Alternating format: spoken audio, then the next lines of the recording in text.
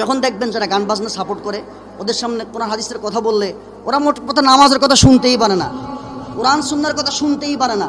আর মোল্লাদেরকে তো দেখতেই পারে না, মোল্লাদেরকে তো দেখতেই পারে না। দুনিয়ার সব জানা তারা জেনে ফেলছে, তারা বাকি রাখে নাই কিছু। তাফসির, হাদিস, উলুমুল হাদিস, উসুলুল হাদিস, উলুমুত তাফসির, উসুলুত তাফসির, মানে যা কিছু আছে সিয়াসিত্তার বাহিরে যা আছে সব তারা পড়ে ফেলছে।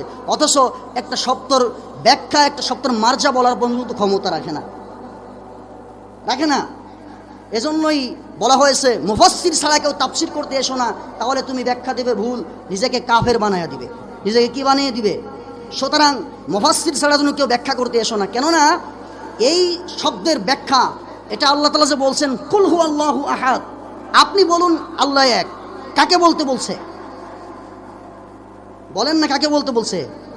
রাসূল তো এখানে উল্লেখ নাই, আপনি এবার তর্জমা করে দেন যে রাসূল কোথায় আছে। বলে এখানে রাসূল কোথায় আছে এটা বোঝার জন্যই আপনাকে আরবিক লাইনে আপনাকে এই শব্দের গ্রামার জানতে হবে, যে এই কুলের মধ্যে কুল দ্বারা উদ্দেশ্য হলো রাসূল, উদ্দেশ্য রাসূল আপনি বলে দেন আল্লাহ এক, রাসূল আপনি বলে দেন আল্লাহ এক।